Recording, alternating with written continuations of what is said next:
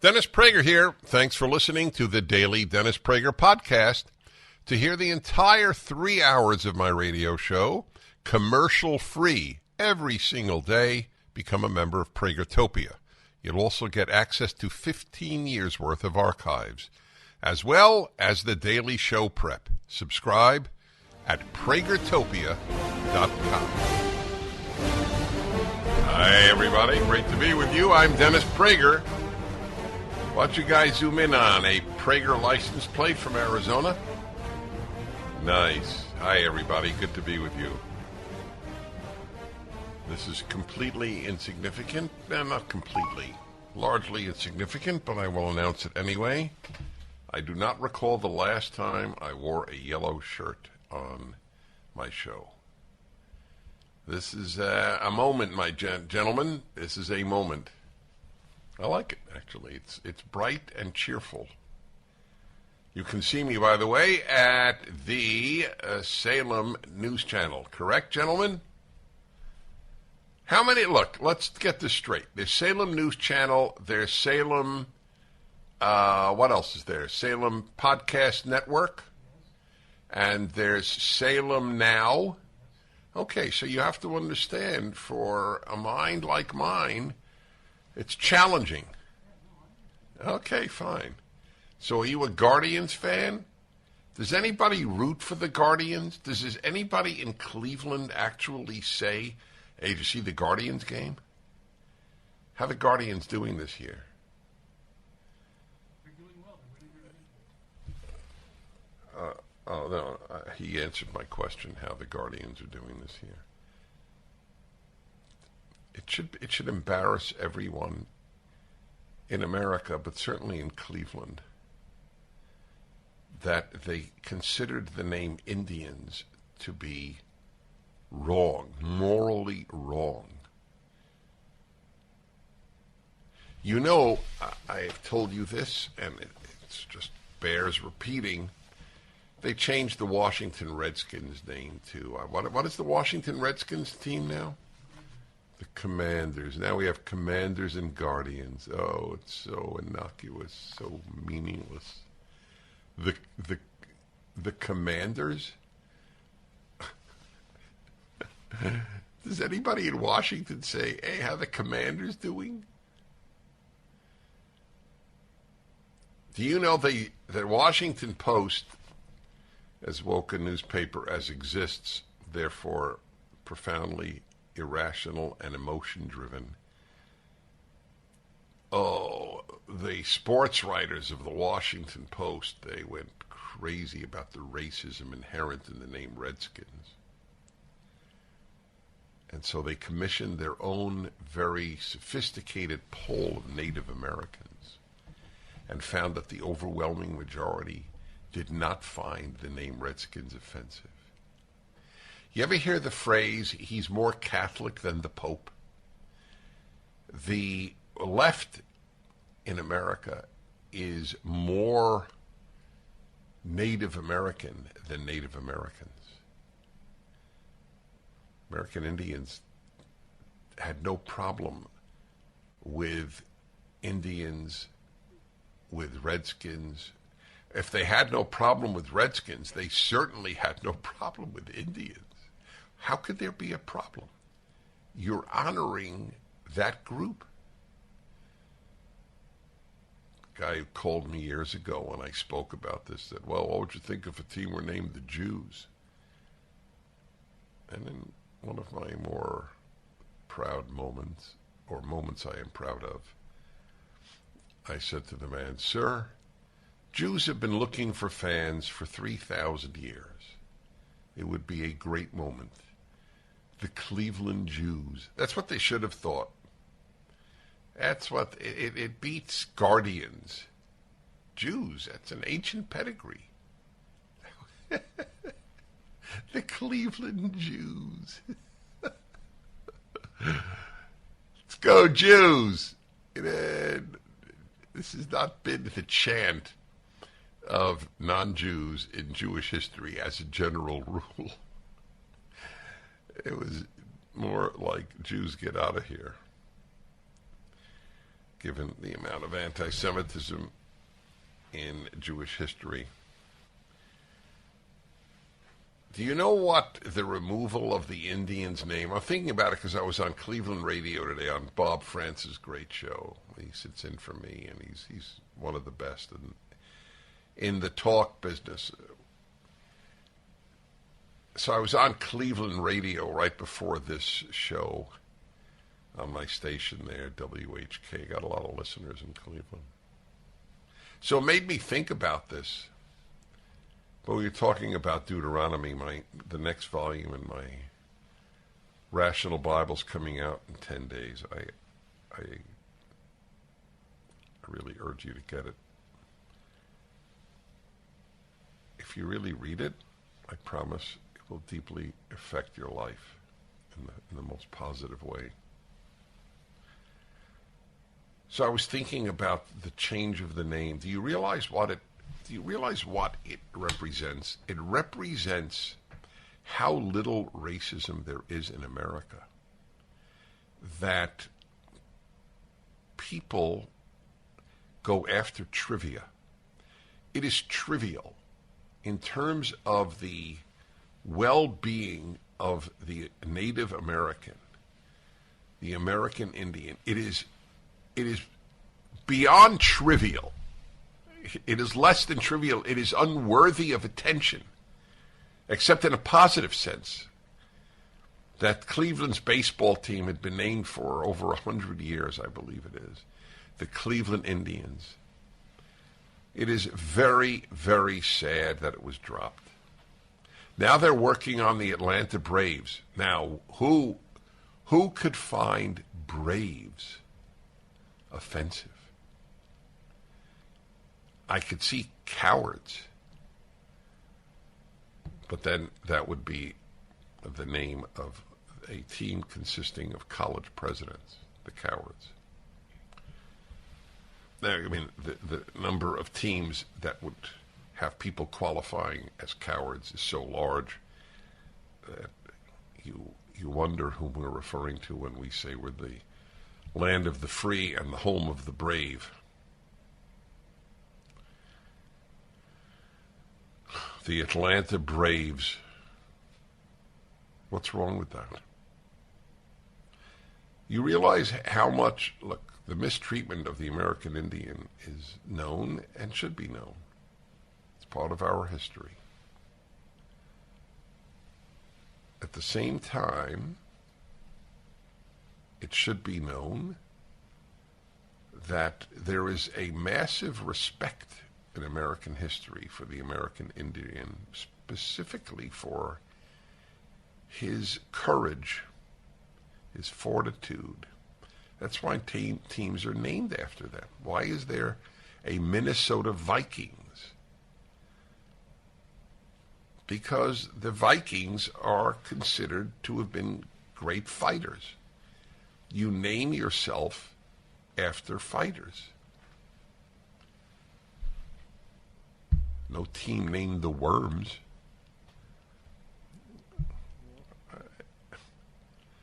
Even when they take animals, they're fighting animals, tigers, lions, right?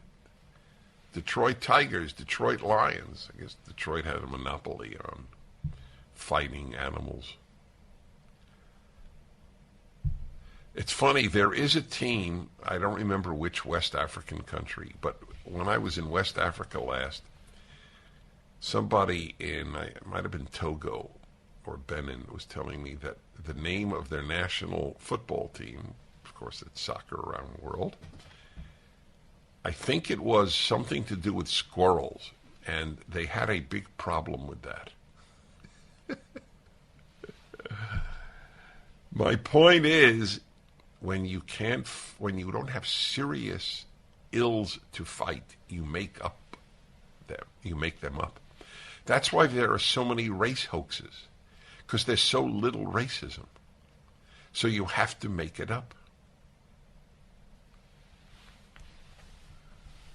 That's the case with the battle against the Indians and the Redskins. I'd love to know what pressure ultimately came upon the owners, Because the Washington Redskins owner swore that he would never change the name. Sports writers are the sheep of the country. They should have a name, sheep. Yeah. The left has decimated every profession. We may well prevail, however, and they fear that. The nothings hate the somethings, a rule of life. 1-8-PRAGER-776. We continue. The Dennis Prager Show. The Fed is unstable. Interest rates could go up at any moment. If you're relocating and need to buy a new home or invest in real estate, get fully underwritten and approved with Andrew Del Rey and Todd Avakian at Sierra Pacific Mortgage before you make an offer. Their fast-track approval process will allow you to compete with cash offers, whether you're buying today, tomorrow, or a year from now. Even though housing prices are stabilizing or coming down, economic uncertainty, supply chain issues, and limited construction means the real estate market is limited and competitive. Go to andrewandtodd.com. That's andrewandtodd.com right now. Get fully approved today and have confidence so that when you're ready to buy, you'll have the money ready to go. Don't wait. Go to andrewandtodd.com. Lock in today's still historically low rates. Go to andrewandtodd.com. That's andrewandtodd.com. Hi, everybody. Hey, guess what? I was right. The Benin is a team in South Africa. The Benin team, the Benin country men's football team is named the Squirrels. And I just got this from the Living Martyr, August 22, 2022, just now, 3 months ago, 2 months ago. Benin's nickname change, Squirrels to Cheetahs, awaits approval. I had a feeling Squirrels, they told me it was an odd name for a team. You don't think of squirrels as fighters. Cheetahs, oh, now that's a big cat. They like the big cats, tigers, lions, etc. Yes. Do you know, I played for you yesterday the new Italian Prime Minister's speech from a couple of years ago, and where she said brilliantly, it was just, she got it exactly right. Why is the family an enemy? Why is the family so frightening? There's a single answer to all these questions. Because it defines us, because it is our identity. Because everything that defines us now is an enemy for those who would like us to no longer have an identity. That's right. That's exactly right. I wrote about 20 years ago, if not longer, I wrote about that. This defines the left. People with no religious or national identity hate people with a religious or national identity. George Soros is the perfect example. George Soros has no identity. None. They don't even want people to any longer have male or female identity. It's called assigned at birth. One of the most absurd lies in the history of the world. She, by the way, noted that. She quoted Chesterton in her speech, that people will use swords to defend the fact that 2 and 2 is 4. That's what we have reached now. We have to fight to defend the fact that only women give birth. In hospitals around this country, it's now birthing parent 1 and birthing parent 2, or parent 1 and parent 2. She notes that in her speech. These people are hateful. They're hate-filled. They're hateful. To take away everything. You're not a man or a woman. You're not an American. You're a human. Like Superman. Stopped being an American. He's now a world citizen. Stood in front of the UN and renounced his citizenship. And of course, you don't have a religious identity.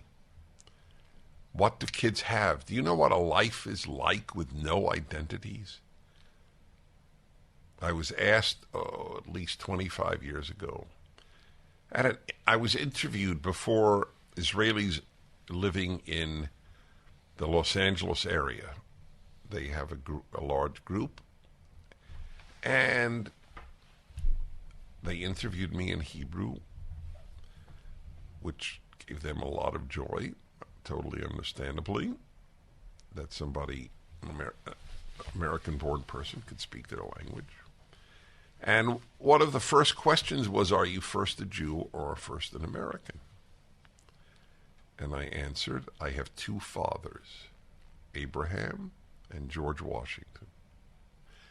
It's been my answer ever since, because it's exactly how I feel. I have two fathers, Abraham and George Washington. And I'm very lucky to have such two strong identities, the religious one and the national one. It's a big deal. The kids today have been robbed of identity, including now sexual identity. You're non-binary, so you don't even have a gender/sex identity. Sick folks teach your kids how to be sick, and you still send them to school. Big mistake, my friends. You've chosen convenience over the fate of your child. I understand it, I sympathize, but it's wrong. Ask anybody whose kid was turned against them and everything they stand for. If you could do it all over again, would you have homeschooled your child? And they will ruefully respond, of course. But people don't think bad things will happen to them. I never thought that. It's an odd way to go through life in some people's views. I never thought I was immune to bad things happening to me. That's why I ask on a daily basis, why me? Why am I so lucky? Because I didn't expect it. I didn't expect the bad, and I didn't expect the good. I just don't think I'm immune from the bad things happening. If the chances are my kid will be poisoned at school, morally, psychologically, intellectually, why would I send my child to such a school? This would fix the country more rapidly than any other single thing. A massive withdrawal from our schools by children. That would fix more than anything else. Teachers' unions have one interest, two actually, money and radical leftist nihilism. Those are their only interests. The welfare of your child is not on their list, as we saw for the 2 years when teachers would not even show up. Truly embracing both cowardice and scientific ignorance. Sweden kept its schools open, my friends. Not a day closed, and not a kid killed. Or a teacher, to the best of my knowledge. When Sweden becomes America's model, the world is topsy-turvy. MyPillow is having their biggest sheet sale of the year. You all have helped build MyPillow into the amazing company that it is today. Now Mike Lindell, inventor and CEO, wants to give back exclusively to his listeners. The Percale and Giza Dream bedsheet sets are available in a variety of colors and sizes, and they're all on sale for as low as $29.98 with our listener promo code. Order now, because when they're gone, they're gone. The Percale and Giza Dream sheets are breathable and have a cool, crisp feel. They come with a 10-year warranty and a 60-day money-back guarantee. Don't miss out on this incredible offer. There's a limited supply, so be sure to order now. Call 800-761-6302. Use the promo code Prager. Or go to MyPillow.com, click on the radio listener square, and use the promo code Prager. Hi, everybody. Dennis Prager here. As I have been explaining all of my life, there is no example of the left in power since 1917, when they first took power in a country called Russia, which became the Soviet Union. There's no example of the left not suppressing dissent, because the left knows that it cannot win by the morality or intellectuality of its arguments. It must suppress dissent. And it begins with the suppression of religion, because people who have a God that is not the state are a threat to the state. So we have more and more attacks by the left taking over the American government. A thug named Merrick Garland is in charge of the Department of Justice. He will go down in history as a thug. I have no doubt about that. I am shocked that he turned out that way. I had no sense of his being such a bad human being. Sending FBI agents to a man's home who had no charges against him, but he was a pro-life activist. 25 agents with guns drawn in front of his children. There's a group that defends religious liberty, and other liberties for that matter, more than any other, the Alliance Defending Freedom. They have a case with regard to the fire department in Austin. I'm going to talk to them about that now. The Alliance Defending Freedom senior counsel is Ryan Bangert, and with him is Dr. Andrew Fox, who created the chaplaincy program at the Austin Fire Department and was lead chaplain in a volunteer capacity for 8 years. Gentlemen, thank you so much, and thank you, Ryan, for the great work ADF does. So, and I mean that from the bottom of my heart. I'm a very big fan and personal supporter of ADF. So what happened in Austin at the fire department? Well, I was, as you said, serving as the lead chaplain for 8-9 years. And I also started a blog at the same time, 8-9 years ago, in which I commented on social commentary, life theology, issues that people were facing. And there's a good subscribership to it. Nothing to do with chaplaincy in the Austin Fire Department. And in one particular blog, I questioned a biological man identifying as a woman, then competing against women in athletics was another attack on the beauty of what it is to be a woman.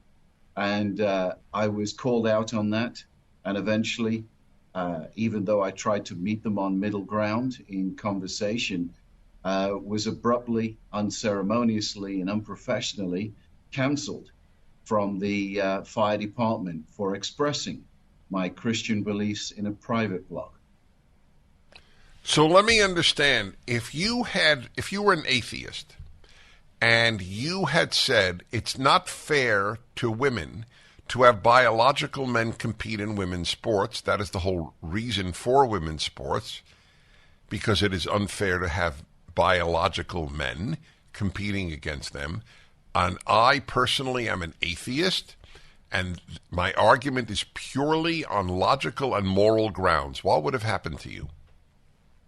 Well, if you read my blog, if anyone reads my blogs are also on logical and rational evidence. And so the fact that I am a Christian chaplain, my beliefs obviously bleed through into my writing. So one of the sources that I would cite would be the book of Genesis, that being theological. But I also quote very highly regarded medical journals and Caitlyn Jenner, many others that were former athletes that also object to the biological male competing against females. So I'm in agreement with you logically and rationally But I think I was called out because of my Christian beliefs. All right, we're going to cover that in a moment. In the meantime, please go to my website, dear listeners.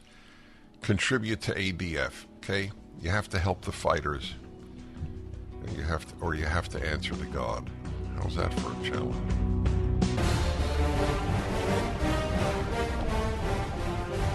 Hey, everybody, Dennis Prager here.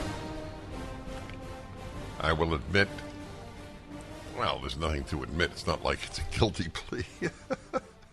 I retract that.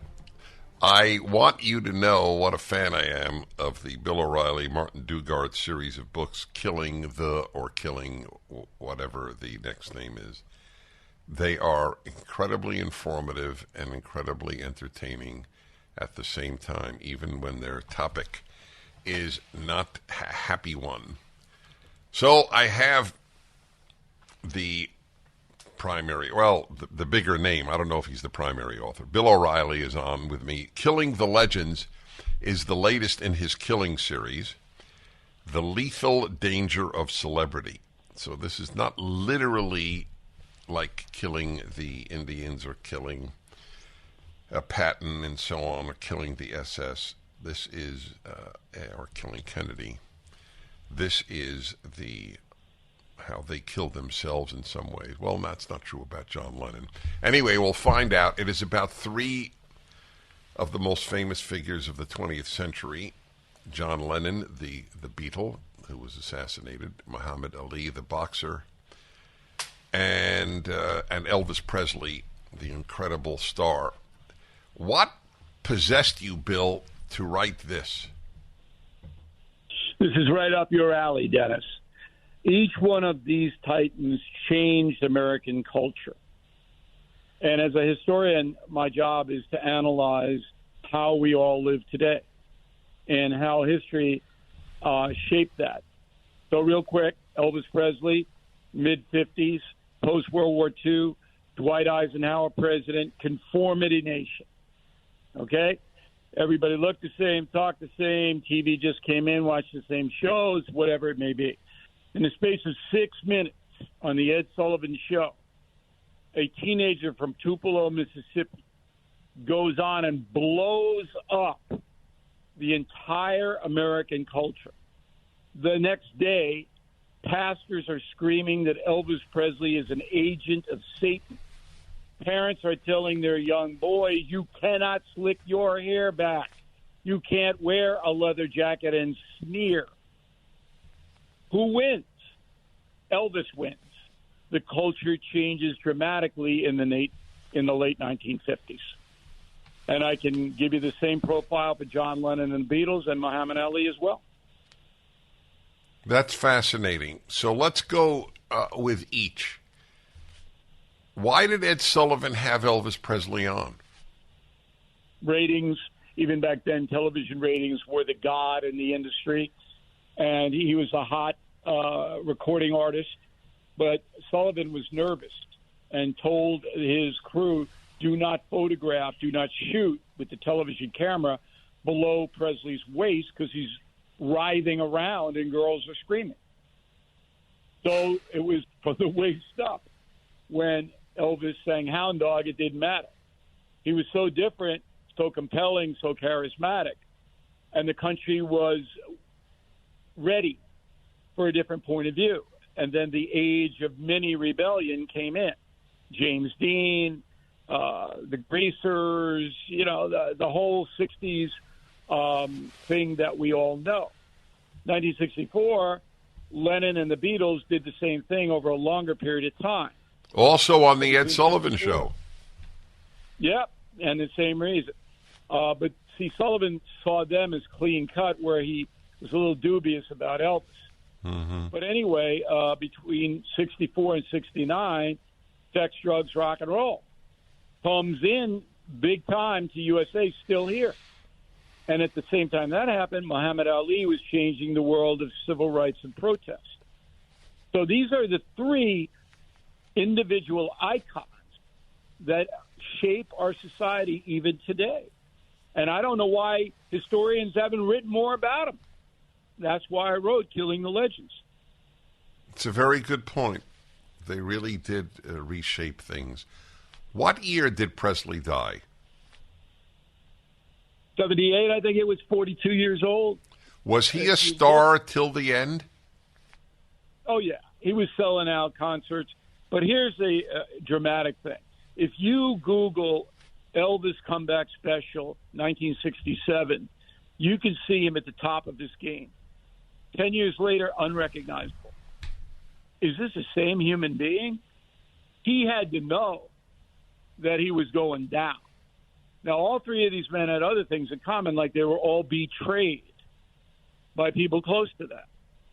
And they all got crushed by their celebrity status. They could not handle it. It destroyed them.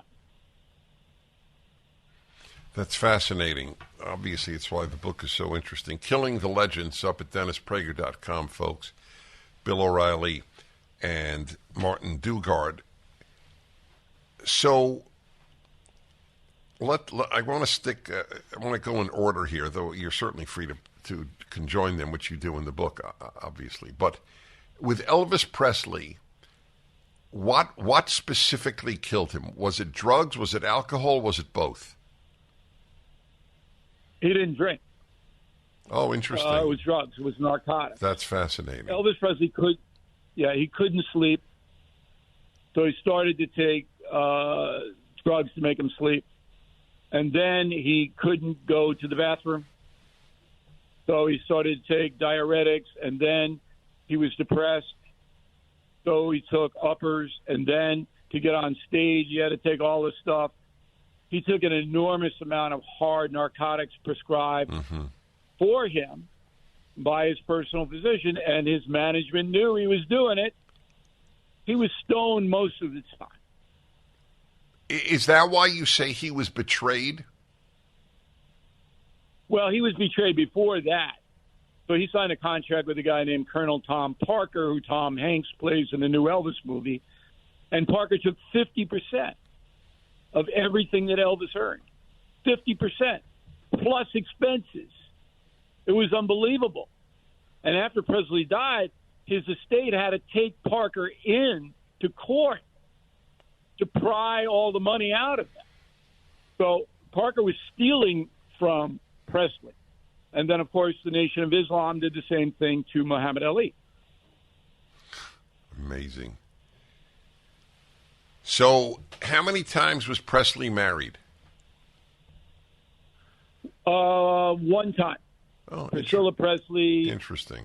But she was of no use because she was a teenager when they got married and totally out of her element. Elvis was pretty much a loner.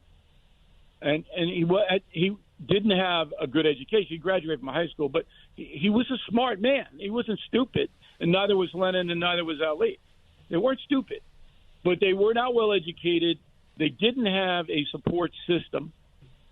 And then when they got this incredible wealth and fame, they couldn't put it into perspective. They just couldn't, because everybody was kissing their butt. Nobody, and if somebody did say something to Elvis fired him. He didn't want to hear, hey, maybe you shouldn't be taking 85 pills a day. He didn't want to hear it. I think the majority of people who achieve great fame when they're young are destroyed by it. You're right. It's a curse. Everybody wants to be famous. They don't understand that in most cases. They don't understand. Look, yeah. Dennis, I'm famous. I had no blanking clue when I was rising up in my career.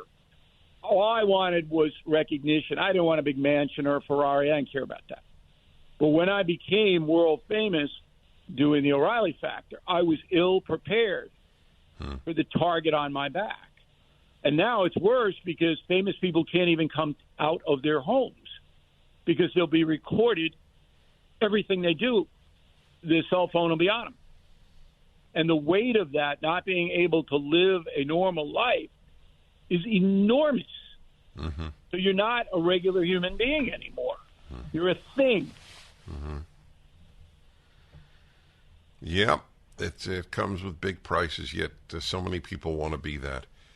So, who was at Presley's funeral? Did he have any close friends? Yeah, he had friends. I mean, it was a big number, his funeral.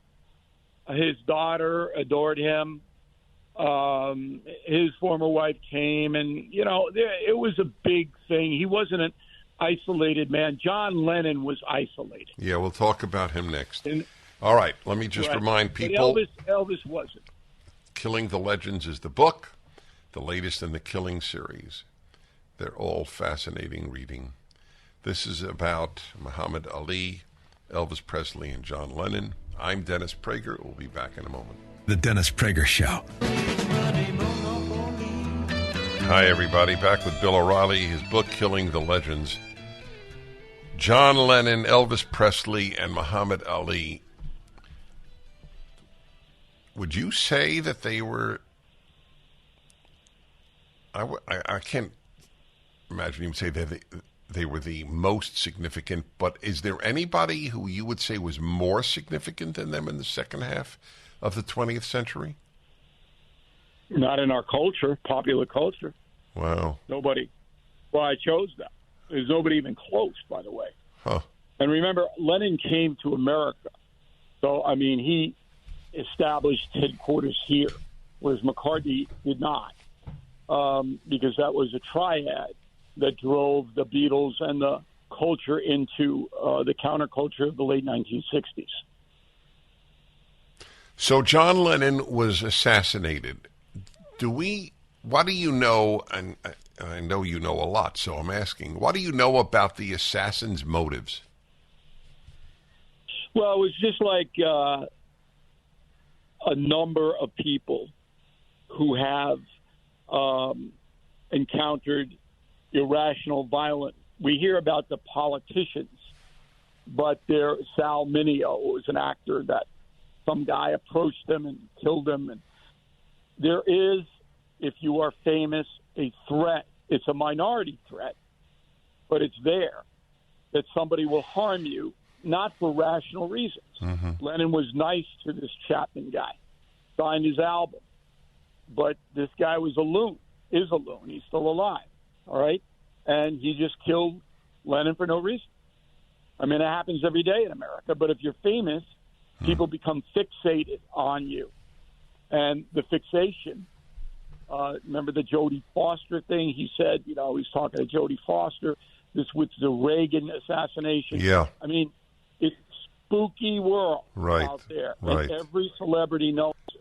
Why were none of the Beatles, I read this in your book, why were none of the Beatles at his memorial service? Excellent question from Dennis Prager, everyone. There was very bad feeling among the four because it was so successful that they really didn't want to break it up. But Lennon became addicted to heroin. Oh. So when Lennon partnered up with Yoko Ono, everything changed. And Lennon gave Yoko Ono 100% power over his life. Whatever Yoko wanted, that was what happened. In the process, Lennon got addicted to heroin. And the Beatles knew it. And that was not reported. It was like, it was a business thing. There were business things involved that engendered hard feelings, but it was the massive personality change on the part of Lennon that broke up the Beatles. Oh. And so when you cede your life to somebody else, it doesn't make any difference whether it's Yoko Ono or anybody. When you just say, look, it's too much. I don't want to run my own life anymore. You run it. And that's what Ali did. But Lennon did it and then became totally isolated. In the beginning, Lennon was a gregarious. He was the life of the party and the Beatles. So did heroin kill him? No, it didn't. He kicked it. But the fact that he would take that and come into that circumstance astounded his bandmates. They couldn't believe it.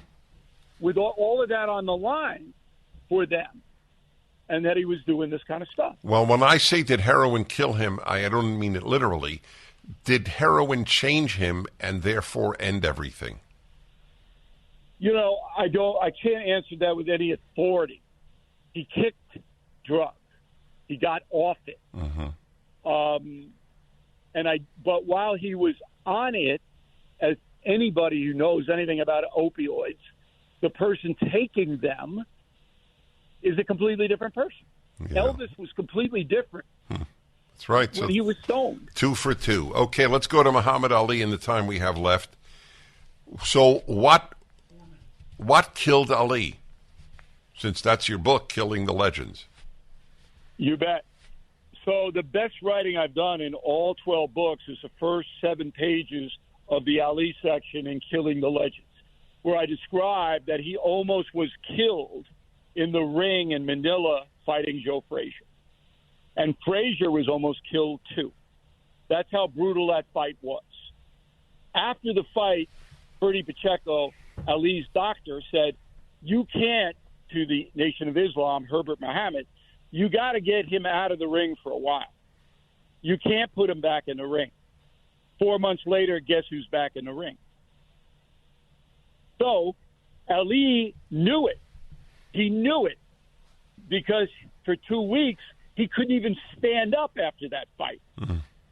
And the Nation of Islam was so powerful, again, they controlled everything he did, that when they said, you're going to fight, Ali fought. And that's what killed him, because the ensuing deterioration of the brain robbed him of his life. He didn't die young, but if you saw him in the last part of his life, yes, was horrible. It was very sad to see. What were his racial views? I met him. I didn't see the militancy of Louis Farrakhan, for example, who now runs the Nation of Islam. Elijah Muhammad brought Ali in, and he was a hater. Elijah Muhammad was a hater, no doubt about it. I never got that from Ali. I think that Ali was easily led and latched on to this group. But I didn't see in his relationship with Howard Cosell, for example, and other sporting people, you didn't get that I hate you whitey stuff from him. But certainly he associated himself with people who did hate whitey. Wow. Well, it's quite a story. I love the fact that you tell what happened to their children. He had 8 children from 4 wives. Yep. And the children are always the collateral damage. Yeah, exactly. Always. Well, what's your next book? Is anybody left to be killed? No, until Christmas. I'm writing it now. It's totally different again. So this time next year, I hope we'll be taught why we can do it anytime you want, because I enjoy talking to you. But this time next year, it'll be out, the 13th Killing book. And but these are arduous to write. I mean, we research. Yes, you're doing it. It's really remarkable. One learns a lot of history, and in a very, very entertaining way, in the best sense of entertaining. Congratulations on Killing the Legends, Bill. Thank you for having me, Dennis. Always a pleasure to talk with you. I appreciate that. Yeah, they're really, it's a remarkable series, I have to tell you. Those three individuals. Well, look, I majored in history, folks. I think everybody living should major in history. It is one of the major causes of our problems today.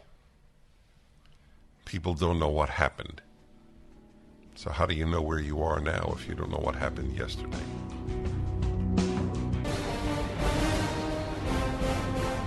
Hi, everybody. I'm Dennis Prager. My guest is Paul Manafort, one of the best-known people in America. I wonder if he ever expected that would happen in his life. I'll ask him in a moment. Just want to reflect on the title of his important book, Political Prisoner. It is difficult for me to acknowledge that the United States of America has political prisoners.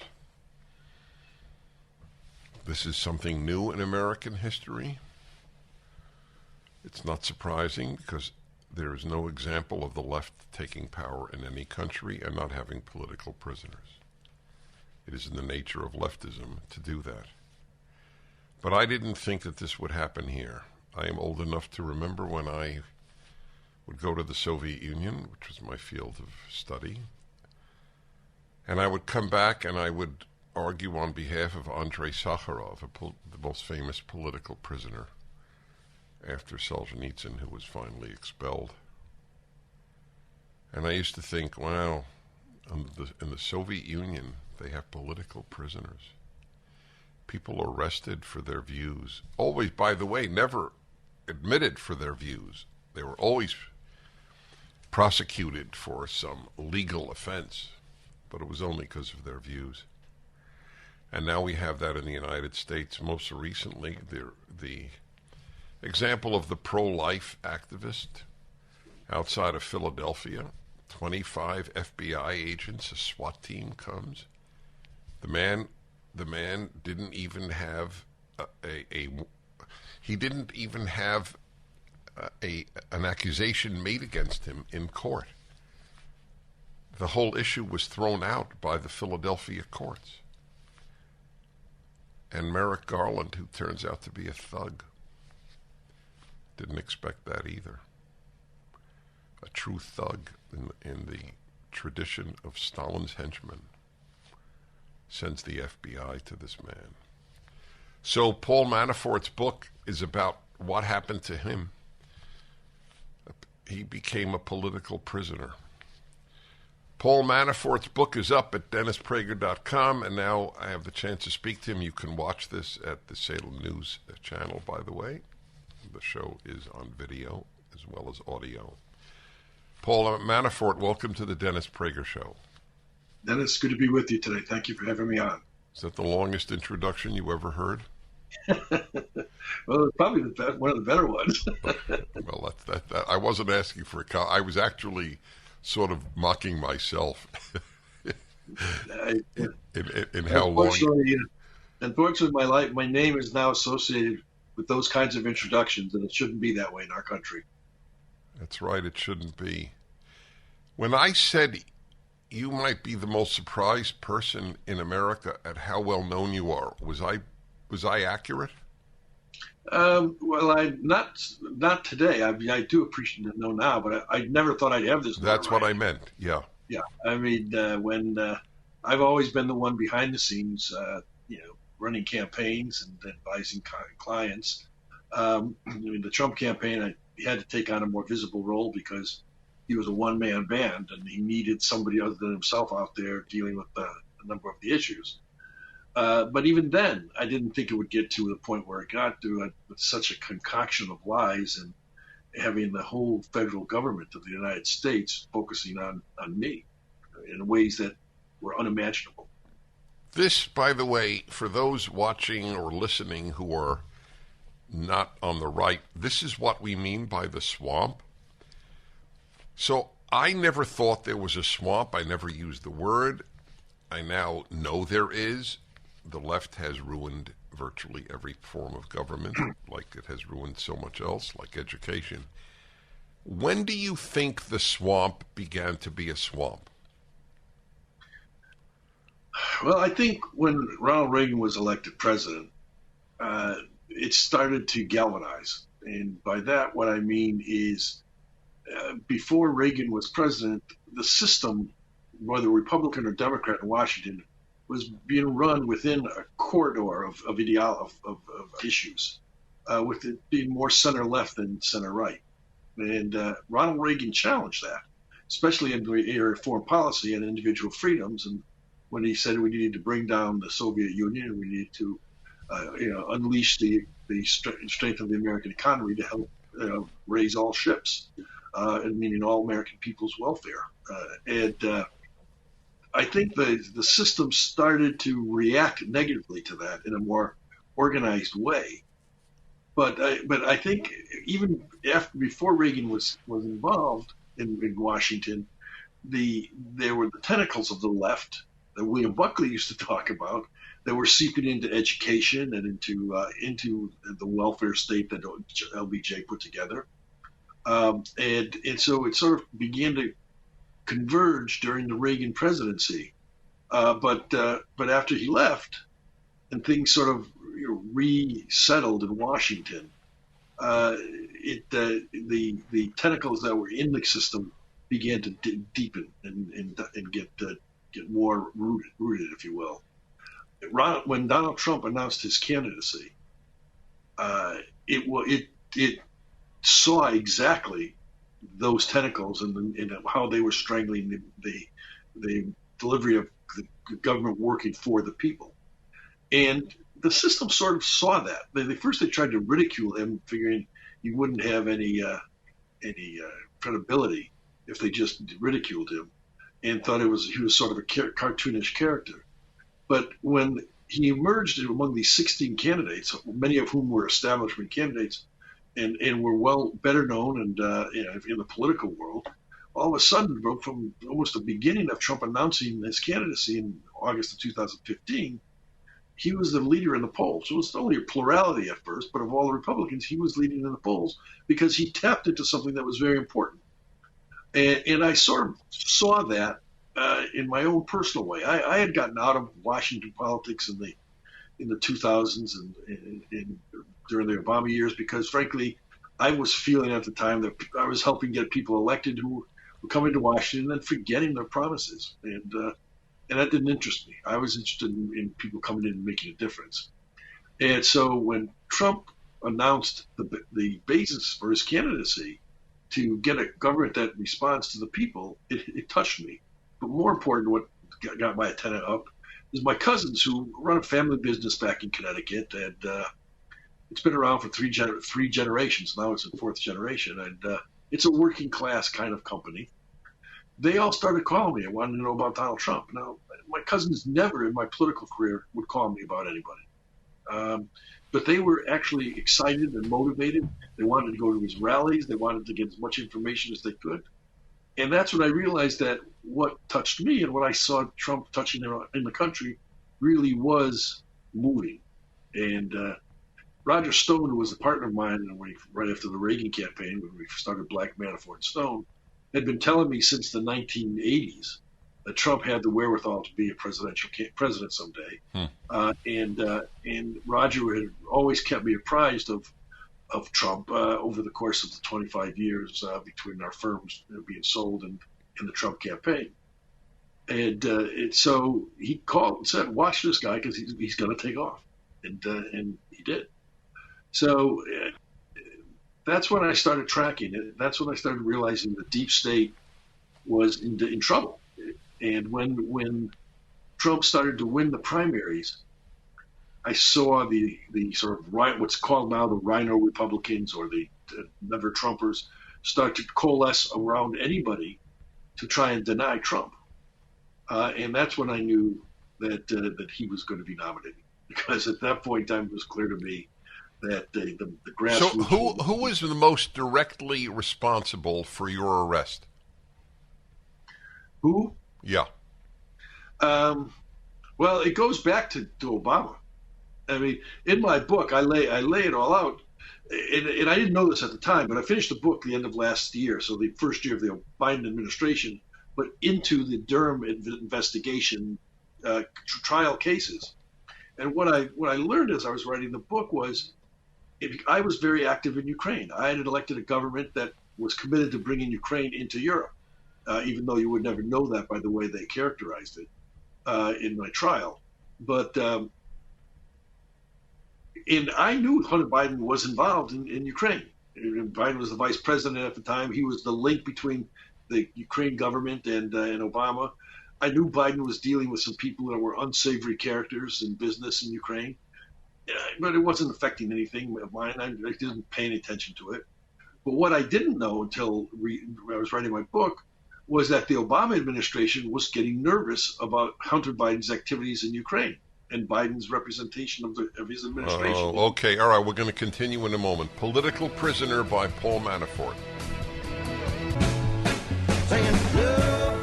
Another segment here with Paul Manafort. His book is Political Prisoner. We have political prisoners in the United States for the first time, to the best of my knowledge. And the use of the FBI now to persecute, to send SWAT teams to people with conservative views is a first in American history. Has any liberal or left-wing medium invited you for an interview? No. In fact, we've even made some inquiries to several of the mainstream media that let them know I'd be available. But they're trying to treat my book as if it doesn't exist.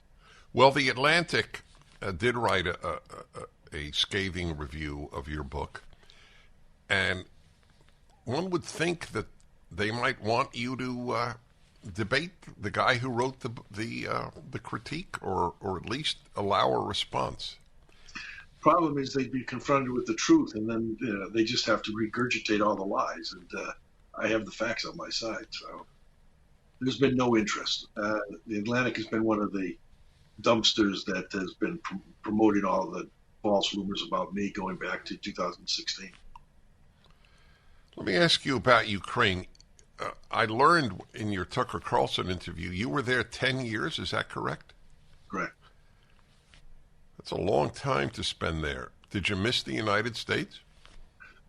Well, I was actually working on things that I thought were important. I mean, I felt Ukraine was an important country to become part of Europe. And there was, in the aftermath of the Orange Revolution, there was a lot of confusion as to who was what there. And when I analyzed it for a corporate client of mine who had a business interest in Ukraine, I discovered that this left pro-Russia, pro-Europe divide that everybody was talking about was more a fiction than a fact, and that the Ukrainian people were the ones who should decide how their country is governed. Even the Russian ethnic Ukrainian people had no interest in being part of Russia. They wanted to protect the Russian language, the Russian religion. Yeah, this is a very interesting point you make. I know Russian, and that was my field of study, that area of the world. And I bought the idea, which is central to the whole explanation of Ukraine, or much of it, that the ethnic Russians in Ukraine wanted that part of Russia, of Ukraine, to be annexed by Russia. You're saying that's not correct? I probably did over 100 polls over the 10 years I was there. And I probed very carefully. Russian Ukrainians of Russian ethnicity and their views, and there was never a poll where more than 5% of that group wanted to be a part of Russia versus part of Ukraine with their Russian heritage protected. And so that divide was a false divide, and you saw it in the invasion that when Putin invaded Ukraine this year, and was shocked at his inability to blitzkrieg the country. I wasn't shocked, because I knew that the Ukrainian people would fight hard, including those living in the East, because they didn't want to. They knew what freedom was in a free Ukraine, and they also had a sense of what freedom was in Russia, and they didn't want any part of that freedom. So I was not shocked at all when the resistance was as strong as it was. And this bogus referendum that Putin has just run in eastern Ukraine as a pretext to basically usurping control over the eastern part of Ukraine has no credibility at all. I mean, they're probably not even Ukrainians voting. They're basically Russian. Right. No, that's clear, yes. So why do you think the Western media have overwhelmingly portrayed the ethnic Russians of Ukraine as pro-Putin? Because it fits their narrative. I mean, I think I'm a key part of their narrative on Russia, Putin helping Ukraine, helping elect Trump, because they had no real facts. There were zero facts, even after all the investigations by the Senate and House Intel committees by Mueller. There's never been one fact that shows any connection between the Trump campaign and Correct. Russia. That's a given. I knew that. And so they needed to blur that line. So again, what? I don't know if you even have an answer. I don't have an answer. But what does that have to do with portraying the Russians in Ukraine as pro-Putin? Why would they do that?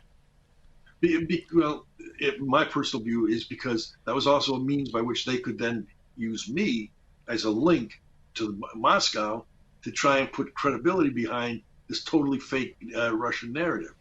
And it also fits into Ukrainian politics as well, which to get into a more localized structure. I mean, there are two divides in Ukraine. There's Western Ukraine, there's Eastern Ukraine. There's the European side and the Russian side. But interestingly, the Eastern Ukrainians are the ones who really wanted to be part, especially the businessmen, part of Europe, because to them, being part of Europe allowed their companies to grow, of course, and as opposed to being treated as the little brother at best by the Russian oligarchs. Who do you think blew up the Nord Stream pipeline? Well, I obviously don't know who did it.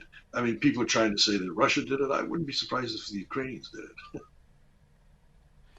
Yeah, that's what I said last hour, that when you ask cui bono, who benefits, it would seem the most obvious is the Ukrainians would benefit, because then Russia can't have all that money from its natural gas exports. Correct. So as we draw to an end here, and again, the book Political Prisoner, which is riveting, what's the solution other than another Trump-type character? And why didn't Trump get rid of more people in the swamp when he had 4 years in power? Well, there's actually an answer to that, and that is Trump was not a person of Washington. Literally didn't know anybody in Washington, very few people, unless they had come to New York to ask him for money.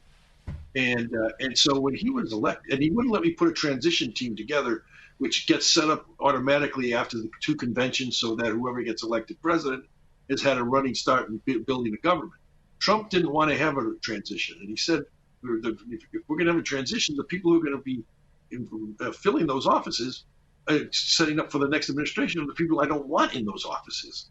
And so there was no transition in consequence. When Trump was then elected, the next day he was charged with building a transition and building a government, and he had no bench. And that's the reason why. Oh, fascinating. Well, we need somebody in the office to clean this swamp. Paul Manafort, thank you. I hope we have a part 2. The book, unfortunately, properly named Political Prisoner. It's up at DennisPrager.com. You're welcome. Thank you. Hello, my friends. My last question to Paul Manafort, who spent 10 years in Ukraine. Who does he think blew up the Nord Stream pipeline? And he said, maybe the Ukrainians. He doesn't know. Nobody knows. But he said, maybe the Ukrainians. And that's folks, I'm being driven crazy by my technical advisor, technical director. I asked that last hour, cui bono, who benefits? And the Ukrainians are the ones who most benefit. Maybe they did it. Did they have the technical prowess to do that, though? I don't know. Maybe it doesn't take a lot of technical prowess to blow up a pipeline. I hope it was not the United States. I'm totally in support of our giving all this aid to Ukraine, but I am not for having a war with Russia, and I am for avoiding it. This is a wild man leader in Russia right now. By the way, I did ask Neil Ferguson, one of the greatest living historians, on this program months ago, and I had no idea what he would answer. He was formerly of Harvard. Now he's at the Hoover Institution at Stanford. Do you think that Putin would have invaded Ukraine if Donald Trump were president? If I had to bet, I would have bet that he would have said, it's tough to know, can't give you a definitive answer, something to that effect. He immediately said no. I was taken aback. That's what I believe, but I didn't think that Neil Ferguson did. That Putin would not have invaded if Trump were president. Part of Trump's power was his unpredictability on the part of his enemies. They wanted a regular guy in the White House, one they could frighten. Leaders knew they couldn't frighten the American president when he was president. A president who kisses his wife through a mask is easily frightened by anything. I regard him as pathetic, and has nothing to do with any incipient dementia.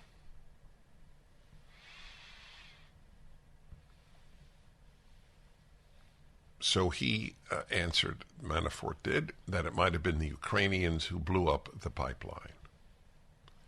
May well have been. Interesting questions here. I'm going to take this call for that reason. Robert in St. Paul, Minnesota. Hello. Hello. Hi. Given that you said that if you elect a Democrat city government and the city goes to heck, the people that voted for him should be culpable. Should we, as a nation, be culpable for the actions of Biden, especially if he's the one who blew up this pipeline? Because I don't believe he was elected. Right. So there are two separate issues. You do believe that Lori Lightfoot was elected in Chicago, correct? Possibly. Oh, well, all right. Okay, so then since I can't... But I'll accept that. I'll accept that premise. All right. It's almost irrelevant whether you accept it or not. I'm surprised you don't, but it doesn't matter. If someone is elected, then the whole population is responsible for their behavior. I'm sorry to tell you that. That would include me.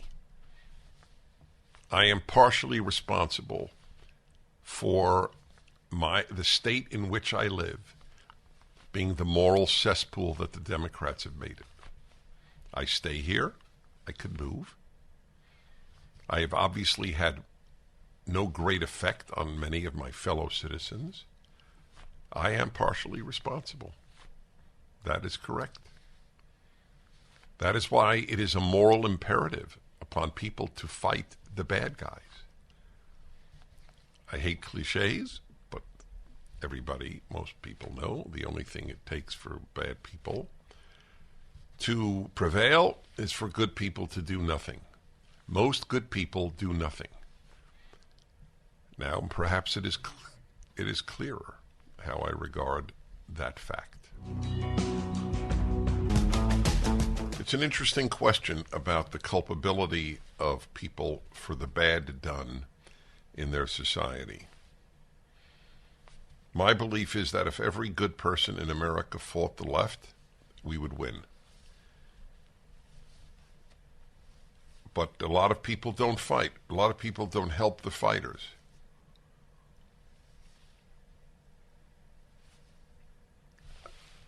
I mean, I'm doing fundraising this month, as many of my Salem co-hosts are, for the Alliance Defending Freedom. And I know I'm putting this in a very aggressive way, but I mean it, so I'll let the chips fall where they may. So every one of you should be giving them something. It's as simple as that. The percentage of listeners who agree with ADF or with me or PragerU or Daily Wire or American Greatness or I mean, just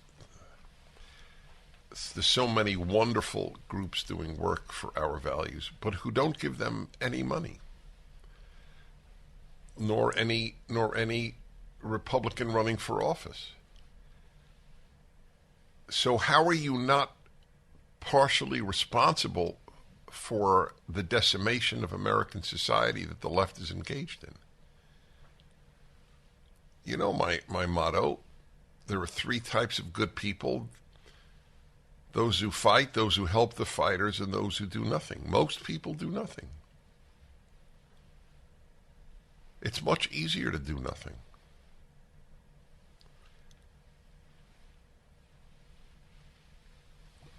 Now, going on a tour, my co-hosts and I are going to different cities around the country in battleground states. Battleground tour, it's called. Battleground Talkers Tour. Let me get up the cities so you'll know. I can give that to you in a moment here, because I will be on it. So let's see, it's next month, and let's see, I will be in Orlando, Atlanta, Philadelphia, and Pittsburgh. And my co-hosts will also be in Cleveland.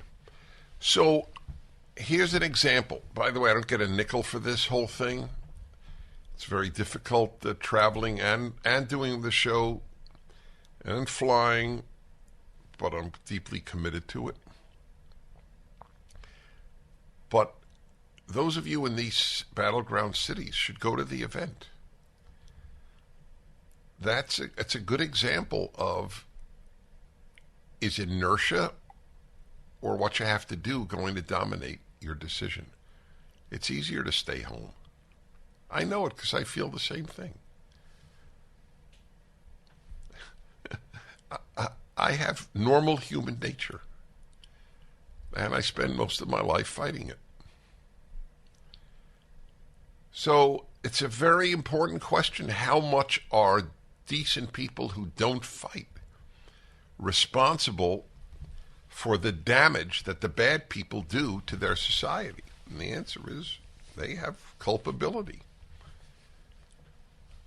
You vote Democrat in Chicago. Now, I'm not talking about the people on our side. You vote Democrat in Chicago, in Portland, in L.A., in New York. You vote Democrat. The people are destroying your cities, and you vote for them? In the history of free societies, it's got to be up there among the most inexplicable acts that a person can engage in. To vote Democrat, if you are not a leftist, if you are a liberal, and to vote Democrat means that you have been brainwashed so deeply into believing conservatives are a greater enemy to you. Never Trumpers believe that. They believe that Trump was a greater enemy than the left. That is sick. That is sick. Let me say that again. That is sick. I don't care if you hate Trump's guts. All you need to do is love America. I don't care if you hate Trump. You're perfectly entitled to hate Trump. You're not perfectly entitled, if you're a Republican, to damage America.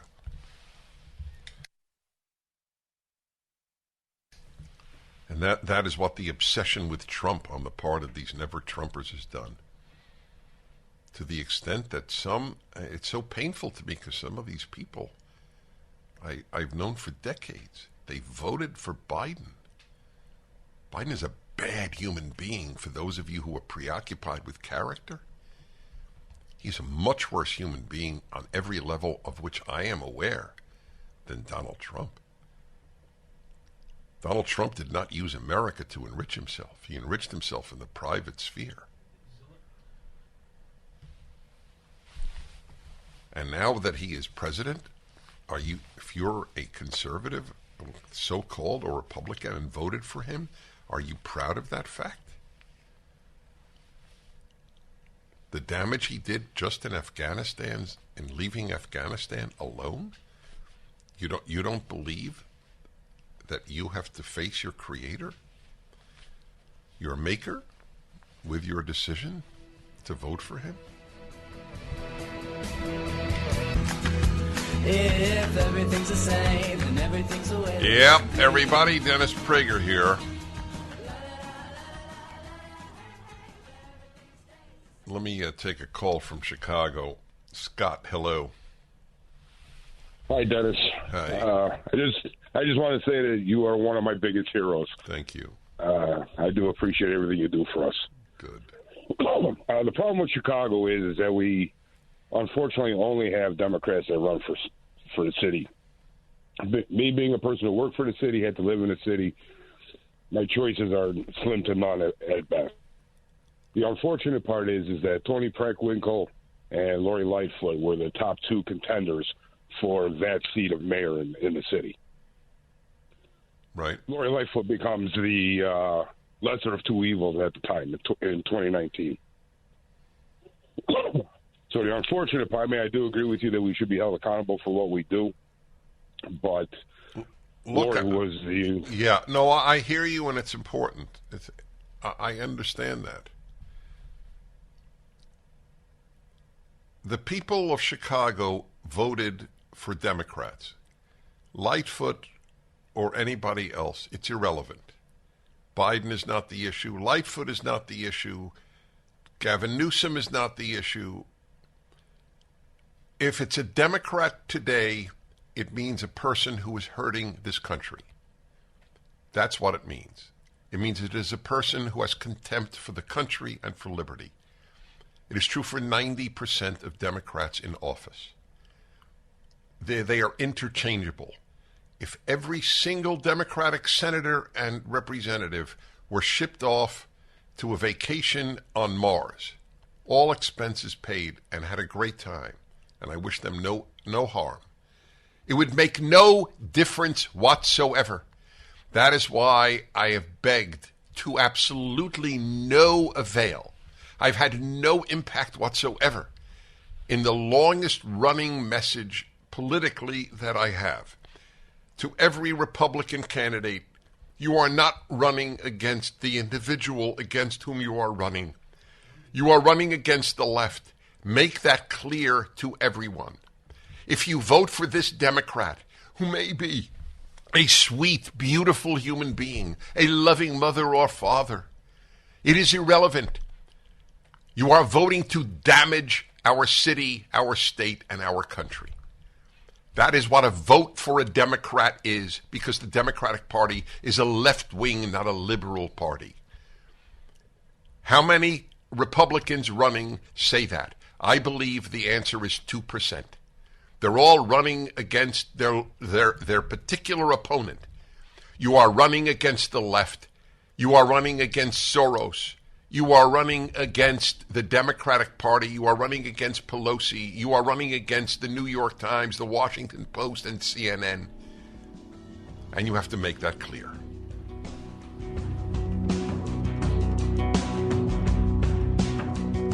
Dennis Prager here. Thanks for listening to the Daily Dennis Prager Podcast. To hear the entire 3 hours of my radio show, commercial-free, every single day, become a member of Pragertopia.